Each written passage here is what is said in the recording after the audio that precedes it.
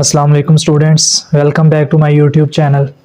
आज का हमारा topic of discussion simple chemistry के हम लोग देखेंगे कि फर्स्ट चैप्टर में से कौन से इंपॉर्टेंट लॉन्ग क्वेश्चंस हैं, शॉर्ट क्वेश्चंस और एमसीक्यूज़ हैं जो कि पेपर पॉइंट ऑफ व्यू से काफ़ी इंपॉर्टेंट है और जो कि पेपर में आ भी सकते हैं। इस सिलसिले में आज जो है वो हम लोग देखते हैं। सबसे पहले एमसीक्यूज़ से हम लोग स्टार्ट करते हैं। सो गाइस, सबसे पहला एमसीक्यूज़ जो है वो हमारे पास आ रहा है जी के देखिए जी, पहला एमसीक्यूज़ है the third abundant gas found in the earth's atmosphere is argon AR। So guys, सबसे पहले एमसीक्यूज़ का क्या आंसर है कि जी आर्गन। आर्गन क्या है कि जी सबसे ज़्यादा अर्थ एटमॉस्फेयर में कौन सी ऐसी गैस है जो थर्ड अबंडेंट गैस है, यानी कि तीसरे नंबर पे जो सबसे ज़्यादा अर्थ एटमॉस्फेयर में पाई जाती है वो आर्गन गैस है। उसके बाद नेक्स्ट एमसीक्यूज़ आता है the molar mass of sulphuric acid is, यानी कि सल्फ्यूरिक एसिड का मोलर मैस कितना है जी 98 gram, option A. Next MCQs आता है the mass of one molecule of water is, इसका आंसर है हमारे पास 18 ग्राम। नेक्स्ट क्वेश्चन है how many number of moles are equivalent to 8 gram of carbon dioxide, इसका है जी 0.18 मोल्स या 0.18 सिंपल। नेक्स्ट एमसीक्यूज है how many number of moles in 40 gram of hypophosphoric acid, इसका आंसर है जी 0.408। इसको कैसे निकालना है कि जैसे हाइपोफॉस्फोरिक एसिड का होता है फार्मूला H3PO4, ये इसका गिवन मैस है 40 ग्राम जो है, ये जो हम लोग हमारे पास दिया गया, इसका मॉलिक्यूलर मैस होता है 98 ग्राम पर मोल। जब हमने नंबर ऑफ मोल्स फाइंड करने हैं तो उसका फार्मूला होता है number of moles is equal to mass of substance over molar mass या given mass of substance over molar mass. Given mass कितना 40 ग्राम, मोलर मैस इसका कितना होता है जी 98 ग्राम पर मोल। उनको जब डिवाइड करते हैं तो आंसर आता है 0.408 जो है हमारे पास ग्राम्स आ जाता है, या नंबर ऑफ मोल्स इसका आंसर आ जाता है। उसके बाद गाइस नेक्स्ट हमारे पास आता है एमसीक्यूज के what is the formula mass of potassium sulphate, यानी कि K2SO4। पोटाशियम सल्फेट का जो फार्मूला मैस है वो आता है हमारे पास 174 AMU।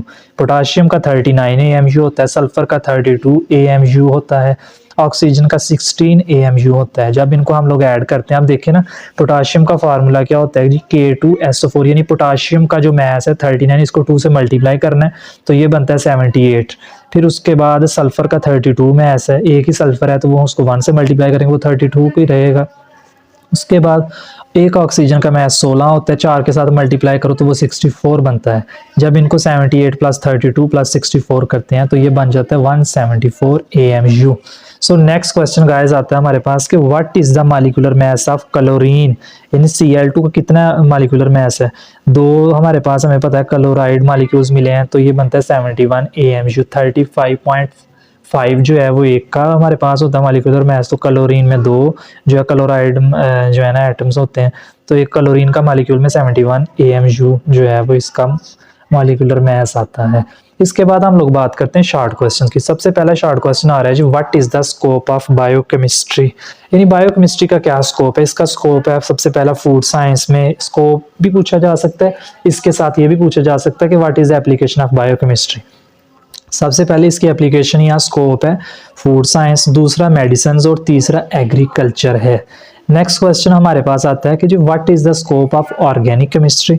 ऑर्गेनिक केमिस्ट्री का क्या स्कोप है। इसमें सबसे पहला स्कोप आता है पेट्रोलियम, दूसरा पेट्रोकेमिकल्स, तीसरा फार्मास्यूटिकल इंडस्ट्रीज। सो ये तीनों जो स्कोप या एप्लीकेशंस हैं ये हमारे पास ऑर्गेनिक केमिस्ट्री की आती हैं।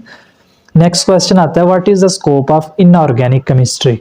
इसका स्कोप में सबसे पहला पॉइंट आता है ग्लास में, सीमेंट्स में, सिरेमिक्स में, मेटलर्जी में भी इसका जो है वो स्कोप होता है। मेटलर्जी क्या होती है, शॉर्ट क्वेश्चन आ सकता है। मेटलर्जी क्या है कि जी extraction of metals from ores, यानी हम लोग मेटल्स को एक्सट्रैक्ट करें उसके ओर्स में से, तो उसको हम लोग कह देते हैं मेटलर्जी। सो ये सारे इनऑर्गेनिक केमिस्ट्री का स्कोप है। ग्लास इंडस्ट्री भी होती है, सिरेमिक, सीमेंट इंडस्ट्री वगैरह, इसमें जो है ना ये इनऑर्गेनिक केमिस्ट्री का ये स्कोप होता है, इसकी एप्लीकेशंस यानी वहाँ पे एप्लीकेबल होती है। नेक्स्ट क्वेश्चन अगर हम लोग बात करें तो आ रहे हैं जी what is the scope of analytical chemistry. Analytical chemistry का क्या स्कोप है? सबसे पहला इसका स्कोप है जी फूड में, फिर वाटर में, फिर उसके बाद इन्वायरमेंटल एनालिसिस में, और उसके बाद केमिकल एनालिसिस वगैरह में भी एनालिटिकल केमिस्ट्री का स्कोप है। उसके बाद नेक्स्ट क्वेश्चन हमारे पास आता है कि जी व्हाट इज मिक्सचर। मिक्सचर क्या होता है? मिक्सचर हमारे पास तब बनता है जब हम लोग सब्सटेंसेस को यानी कि चीज़ों को सिंपल मिक्सअप करते हैं, तो उसको हम लोग कह देते हैं मिक्सचर बनता है। यानी कि ये हमारे पास इसकी कोई भी फिक्स रेशो नहीं होती, इसको हम लोग सिंपल मेथड के थ्रू जो है वो मिक्सअप करते हैं, तो इसके रिजल्ट में जो सब्सटेंस बनता है इसको हम लोग मिक्सचर कह देते हैं। फॉर एग्जांपल हमारे पास air is a mixture of different gases. इसके अलावा अगर फिजिकल एग्जांपल देखी जाए तो हम लोग घरों में नॉर्मली जो है वो शुगर लेते हैं, उस शुगर को जो है शुगर ले लें या साल्ट ले लें, उसको जो है वो हम लोग ये वाटर में डिज़ोल्व कर देते हैं। वाटर की कोई भी स्पेसिफिक जो है वो हमारे पास अमाउंट नहीं होती, उसमें हम लोग जब डिज़ोल्व करते हैं तो वो एक सिंपल मिक्सचर होता है। अब इसके बाद मिक्सचर की टाइप्स कौन सी हैं? दो टाइप्स होती हैं, एक होमोजीनियस मिक्सचर है और दूसरी हेट्रोजीनियस मिक्सचर। सबसे पहले होमोजीनियस मिक्सचर क्या होती है? होमोजीनियस मिक्सचर वो होती है जिसमें जो कंपोजिशन होती है वो through out the mixture same रहे या यूनिफॉर्म रहे, उसको हम लोग होमोजीनियस मिक्सचर कहते हैं। For example air. Heterogeneous mixture क्या होती है? हेट्रोजीनियस मिक्सचर वो मिक्सचर होता है जिसमें मिक्सचर के अंदर कंपोजिशन जो है वो सेम ना रहे बल्कि चेंज होती रहे। इसकी एग्जांपल है हमारे पास वुड। उसके बाद नेक्स्ट क्वेश्चन आता है हमारे पास व्हाट इज कंपाउंड। कंपाउंड क्या होता है? कंपाउंड हमारे पास तब बनता है जब हम लोग एटम्स को जो है वो जो कि एटम्स मौजूद होते हैं एलिमेंट्स के अंदर, हम लोग एटम्स को जो है वो केमिकली कंबाइन करते हैं, उसके रिजल्ट में कंपाउंड बन जाता है। यानी कि it is formed by chemical combination of atoms of the elements. इसको गाइस एंड से ARY जो है ये काट के एस लगा लेना यहाँ पे। यानी कि ये कंपाउंड कब बनता है? जब हम लोग एटम्स को केमिकली कंबाइन करते हैं ना fix ratio by mass. For example water हमारे पास एक कंपाउंड है, इस ये कब बनता है? ये बनता है केमिकल कॉम्बिनेशन ऑफ 2 एटम से। मतलब जो है हमारे पास 3 एटम्स होते हैं, 2 हाइड्रोजन एटम्स होते हैं और 1 ऑक्सीजन होते हैं, और इसमें जो है ना ये वाटर का मॉलिक्यूल होता है। इसमें हाइड्रोजन की 1% 1 यानी कि इसकी जो हमारे पास एटम की अमाउंट नंबर है वो हाइड्रोजन 1 होता है और ऑक्सीजन 8। ये किस तरह निकला है? ये हम लोगों ने मैथ्स की बेस पे निकाला है। जैसे H2O का क्या मतलब है कि हाइड्रोजन 2 एटम मौजूद होंगे और ऑक्सीजन का 1 होगा। हाइड्रोजन 2 होने का मतलब है H2 का मतलब है कि 2 हाइड्रोजन आएगा, ऑक्सीजन का मतलब है कि ऑक्सीजन का मैच 16 आ जाएगा, यानी 2:16। जब 2:16 करेंगे तो आंसर आएगा जी 1:8। सो ये कंपाउंड बन गया यानी वाटर बन गया। नेक्स्ट क्वेश्चन हमारे पास आएगा जी what is the quantitative definition of mole. यानी मोल की क्वांटिटेटिव डेफिनेशन क्या है? मोल की क्वांटिटेटिव डेफिनेशन ये है कि जब हम लोग एटॉमिक मास को, मॉलिक्यूलर मास को या फिर फार्मूला मास को ग्राम्स में एक्सप्रेस करें तो उसको हम लोग मोल कह देते हैं। यानी मोल क्या हमारे पास? It is the atomic mass, molecular mass और formula mass of a substance. किसी भी सब्सटेंस का मॉलिक्यूलर मास, एटॉमिक मास या फार्मूला मास हो, उसको जब हम लोग ग्राम्स में एक्सप्रेस करते हैं तो उसको हम लोग कह देते हैं कि it is called quantitative definition of mole. Next question आएगा जी what is quantitative definition of mole. ये सेम वही क्वेश्चन जो है वो रिपीट हुआ है, तो इसमें एग्जांपल बल्कि ऐड कर दी गई है जी। एग्जांपल कौन सी है कि जी एटॉमिक, जैसे हम लोगों ने बात की कि एटॉमिक मास हो, मॉलिक्यूलर मास हो या फार्मूला मास हो, तो इसमें अगर देखा जाए तो ये एटॉमिक मास है। जैसे हाइड्रोजन एक एटम है, हाइड्रोजन का एटॉमिक मास देखा जाए तो ये 1.008 ग्राम। नेक्स्ट क्वेश्चन देखें तो ये बन रहा है हमारे पास what is formula mass. Formula mass क्या होता है? फार्मूला मास हमारे पास तब बनता है जब हम लोग बहुत सारे एटम्स को ऐड कर देते हैं। The sum of atomic masses of all atoms present in one formula unit of a substance. यानी कि फार्मूला मास क्या है कि हमारे पास एक फार्मूला यूनिट होगा, उसके अंदर क्या मौजूद होंगे? उसके अंदर मौजूद होंगे हमारे पास एटम्स। जब हम लोग एक फार्मूला यूनिट के अंदर जो एटम्स मौजूद होते हैं उनके एटॉमिक मासेस को ऐड कर देते हैं तो उसके रिजल्ट में बनता है फार्मूला मास। सो गाइस दोबारा देखो कि जब हम लोग एटम्स के किसी भी फार्मूला यूनिट के अंदर जो एटम्स मौजूद होते हैं उन एटम्स को सम करते हैं तो उसके रिजल्ट में फार्मूला मास बनता है। ये किसी भी ये जो फार्मूला मास है ये किसी भी सब्सटेंस का हो सकता है। जैसे हम लोग यहाँ पे देखिए एग्जांपल में, तो formula mass of sodium chloride का क्या है जी 58.5 AMU। ये फार्मूला मास है जी सोडियम क्लोराइड का, क्योंकि सोडियम का होता है 23 AMU, क्लोराइड का होता है 35.5। इन दोनों को जब ऐड करें तो बनता है 58.5 AMU। नेक्स्ट क्वेश्चन हमारे पास आता है जी व्हाट इज फार्मूला मैस, वही क्वेश्चन रिपीट हुआ। सो गाइस नेक्स्ट क्वेश्चन अब हम लोग देखते हैं, वो है जी what is formula unit. Formula unit क्या होता है? फार्मूला यूनिट हमारे पास सिंपल जो है ये हमारे पास एक एम्पिरिकल फार्मूला की कैटेगरी में आता है। ये जो है फार्मूला यूनिट क्या होता है जी? The simplest whole number ratio of ions as present in an ionic compound. यानी कि फार्मूला यूनिट हमें किस चीज़ के बारे में बता रहा है? ये हमें बता रहा है कि आयंस के बारे में, यानी रेशियो ऑफ आयंस। आयंस किस में मौजूद होते हैं? आयनिक कंपाउंड के अंदर। इसको हम लोग क्या देते हैं? Formula unit the simplest whole number ratio of ions as present in an ionic compound is called formula unit. For example है जी formula unit of sodium chloride is NaCl। यानी सोडियम क्लोराइड का फार्मूला यूनिट क्या है जी? NaCl। ये दो हमारे पास साइंस पे कंसिस्ट है, Na पॉजिटिव और Cl नेगेटिव। जब ये दोनों आपस में कंबाइन होते हैं तो इसका रिजल्ट में फार्मूला यूनिट बन जाता है सोडियम क्लोराइड का। नेक्स्ट क्वेश्चन आता है व्हाट इज एटम। एटम क्या होता है हमारे पास? एटम जो है वो किसी भी एलिमेंट का, ये एक पार्ट एलिमेंट का जो है ना छोटा सा कॉन्स्टिट्यूएंट होता है। यानी कि एक एलिमेंट के अंदर जो पार्टिकल छोटा सा मौजूद होता है उसको हम लोग एटम कह देते हैं। एटम जो होता है वो इलेक्ट्रिकली न्यूट्रल होता है, यानी उसके ऊपर कोई भी चार्ज नहीं होता। नेक्स्ट क्वेश्चन आता है हमारे पास आयन क्या होता है। आयन हमारे पास बनता है जी आयनिक कंपाउंड में प्रेजेंट होता है आयन, या आयन जो है ना बहुत सारे आयन के कॉम्बिनेशन से बनता है। आयन होता है क्या है? आयन जो है वो इलेक्ट्रिकली न्यूट्रल नहीं होता। आयन के ऊपर पॉजिटिव चार्ज भी हो सकता है या नेगेटिव भी हो सकता है। अगर आयन के ऊपर पॉजिटिव चार्ज हो तो उसको कैटायन कह देते हैं, अगर आयन के ऊपर नेगेटिव चार्ज हो तो उसको एनायन कह देते हैं। यानी कि कैटायन क्या होता है? जब जो है ना कोई भी एटम जो है वो अपना इलेक्ट्रॉन लूज करता है तो उसके ऊपर पॉजिटिव चार्ज आ जाता है, उसको हम लोग कैटायन कह देते हैं। जबकि कोई भी एटम जो होता है वो जब अपना इलेक्ट्रॉन गेन करता है, जब कोई भी इलेक्ट्रॉन गेन करता है तो उसके रिजल्ट में उसके ऊपर नेगेटिव चार्ज आ जाता है, तो उसको हम लोग एनायन कह देते हैं। सो आयन क्या है? Ion is the smallest unit of an ionic compound. Next question हमारे पास आएगा जी what is the significance of symbol of an element. यानी कि सिग्निफिकेंस ऑफ सिंबल क्या है? हमें पता है कि सिंबल के थ्रू हम लोग एलिमेंट को रिप्रेजेंट करते हैं। ये किस चीज़ के बारे में बताता है? It represents the name of the substance. Symbol के थ्रू हम लोग किसी भी सब्सटेंस का नेम इजीली जान लेते हैं। जैसे वाटर का H2O हमारे पास फार्मूला होता है, H2O जो है ये इसका सिंबल होता है। इसको हम लोग वाटर को किससे रिप्रेजेंट करते हैं? H2O से। नेक्स्ट हमारे पास आता है कि जी जो इसकी सिग्निफिकेंस है वो ये है कि it tells the name of the elements as present in the compound. ये हमें जो है वो एक कंपाउंड के अंदर जो एलिमेंट्स मौजूद होते हैं हमें उसके बारे में भी इंफॉर्मेशन प्रोवाइड करते हैं। नेक्स्ट क्वेश्चन है जी what is relative atomic mass. क्या होता है जी रिलेटिव एटॉमिक मास?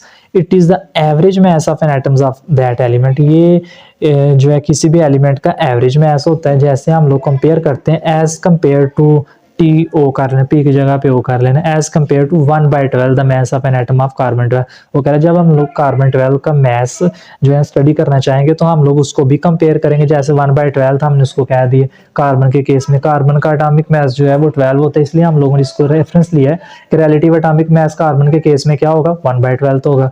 जैसे कार्बन 12 आइसोटोप की जब स्टडी करेंगे तो हम लोग 1/12 मास जो है वो इसका यूज करेंगे। For example mass of proton कितना है जी? 1.0073 AMU। नेक्स्ट क्वेश्चन आएगा कि जी what is atomic mass unit, यानी AMU क्या है? AMU जो है वो हमारे पास एक ऐसा यूनिट होता है जो कि रिलेटिव एटॉमिक मास के लिए हम लोग यूज करते हैं। यानी कि ये पिछला जो क्वेश्चन था कि रिलेटिव एटॉमिक मास को किसके साथ रिप्रेजेंट करते हैं? रिलेटिव एटॉमिक मास को हम लोग रिलेटिव एटॉमिक मास यूनिट के साथ रिप्रेजेंट करते हैं, जिसको हम लोग लिखते हैं AMU। AMU क्या होता है? It is 1/12 the mass of one atom of carbon 12। वो कह रहा है कार्बन 12 का जो मास होगा उसका ये 12वां हिस्सा होता है। यानी कि 1/12 पोर्शन जो है किसी भी कार्बन एटम का, किसी भी कार्बन एटम का नहीं बल्कि कार्बन के केस में कार्बन एटम का जो 1/12 पोर्शन है वो उसका AMU होता है। 1 AMU किसके इक्वल होता है जी? 1.66 मल्टीप्लाई बाय 10 की रेज पर, स्टार शो कर रहा है रेज पार को, 10 की रेज पर -24 ग्राम। नेक्स्ट क्वेश्चन आता है what is homo atomic molecule. Homo atomic molecule क्या होता है? होमो एटॉमिक मॉलिक्यूल, होमो का मतलब होता है सेम, यानी कि एक ऐसा मॉलिक्यूल जिसके अंदर सेम नंबर ऑफ एटम्स मौजूद हों या सेम टाइप ऑफ एटम्स मौजूद हों या फिर सेम काइंड ऑफ एटम्स मौजूद हो, उसको हम लोग कह देते हैं होमो atomic molecule. For example ozone हमारे पास आ जाता है O3। सो गाइस यहाँ पर देखें कि O3 हमारे पास है होमो एटॉमिक मॉलिक्यूल की एग्जांपल। नेक्स्ट क्वेश्चन आता है जी हेटेरो एटॉमिक मॉलिक्यूल। हेटेरो का मतलब होता है डिफरेंट, यानी कि डिफरेंट एटम्स पे कंसिस्ट होगा। हेटेरो एटॉमिक मॉलिक्यूल क्या होता है? हेटेरो एटॉमिक मॉलिक्यूल हमारे पास वो मॉलिक्यूल होता है जो कि डिफरेंट टाइप ऑफ एटम्स पे कंसिस्ट होता है। फॉर एग्जांपल अमोनिया NH3, इसमें नाइट्रोजन एक है और 3 हाइड्रोजन के एटम्स हैं और दोनों डिफरेंट एटम्स हमें नजर आ रहे हैं। सो गाइस ये हेटेरो एटॉमिक मॉलिक्यूल की एग्जाम्पल होगी। नेक्स्ट क्वेश्चन आता है जी, how to write a chemical. ये लॉन्ग क्वेश्चंस हैं फर्स्ट चैप्टर में से, कि कौन से ऐसे लॉन्ग क्वेश्चन है जो सबसे इंपॉर्टेंट है और जो पेपर्स में आ सकते हैं, जिसकी पॉसिबिलिटी ज़्यादा है। सबसे पहला क्वेश्चन है जी, how to write a chemical formula. ये इंपॉर्टेंट लॉन्ग क्वेश्चन है। How to write a chemical formula में इसके स्टेप्स हैं कि हम लोग केमिकल फार्मूला किस तरह से लिख सकते हैं। 5 स्टेप्स हैं, वो करने हैं हमने। उसके बाद व्हाट इज द, इसी में how to write a chemical फार्मूले में पहले तो उसके स्टेप्स लिख देने हैं, और साथ में उन्होंने बनाई हुई है डायग्राम सिग्निफिकेंस की, वो भी लाजमी कर लेनी है, शॉर्ट क्वेश्चंस में आ सकती है। इसमें एक शॉर्ट क्वेश्चन भी मैंने बताया है, उसमें भी जो है वो केमिकल फार्मूले की सिग्निफिकेंस में वो आ सकता है, और आया भी हुआ है पहले। तो ये लॉन्ग क्वेश्चन एक इंपॉर्टेंट है। उसके बाद नेक्स्ट क्वेश्चन आता है, explain the different types of molecules. Types molecules की हमने टाइप्स एक्सप्लेन करनी है। दूसरा इंपॉर्टेंट लॉन्ग क्वेश्चन है, टाइप्स कौन सी हैं जी, और हम लोगों ने पढ़ी थी, जैसे नंबर ऑफ एटम्स की बेस पे पढ़ी थी हमने, कि उसकी टाइप्स हैं जी, जैसे हमने पढ़ी थी mono atomic molecule, di atomic molecule, tri atomic molecule, tetra, so on, और फाइनली हम कह देते हैं जो मैनी एटम्स में कंसिस्ट हो उसको हम लोग कहते हैं पॉली एटॉमिक मॉलिक्यूल। इसकी डेफिनेशन के साथ साथ एग्जांपल लाजमी करनी है। और उसके बाद काइंड ऑफ एटम्स की बेस पे हमने 2 टाइप्स पढ़ी थी, जिसमें हमने होमोटॉमिक और हेटेरोटॉमिक पढ़ी थी, जिसमें सेम टाइप ऑफ एटम्स होते हैं और डिफरेंट टाइप ऑफ एटम्स होते हैं। Next third long question guys आता है कि difference between mixture and compound.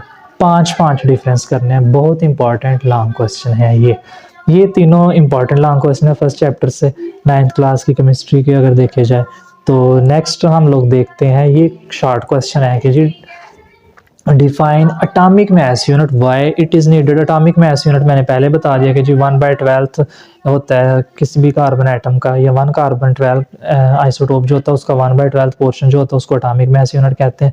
इसको हम लोग यूज़ क्यों करते हैं जी, इसकी रीज़न क्या है, इसकी हमें ज़रूरत क्यों महसूस होती है, पहले तो हम देखते हैं कि एटॉमिक मास यूनिट जो है व्हाई इट इज़ नीडेड। इसकी रीज़न ये है कि the AMU is a useful way to differentiate between isotopes by expressing their relative masses.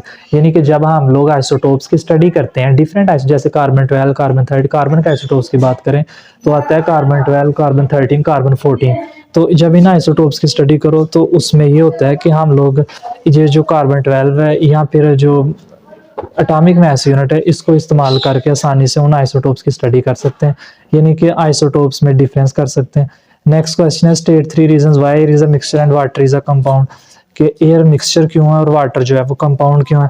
Water पहले देखते हैं, वाटर का जो है वो केमिकल फार्मूला होता है, water is a compound. Water compound क्यों होता है, क्योंकि ये 3 एटम से 2 हाइड्रोजन और 1 ऑक्सीजन से केमिकली जो है वो मिलके बना होता है, और ये एक इरिवर्सिबल प्रोसेस के थ्रू बनता है। ठीक है, उस नेक्स्ट क्वेश्चन आता है कि और इसमें प्रॉपर्टीज हैविंग डिफरेंट प्रॉपर्टीज, यानी कि हाइड्रोजन और ऑक्सीजन की प्रॉपर्टीज भी डिफरेंट होती हैं।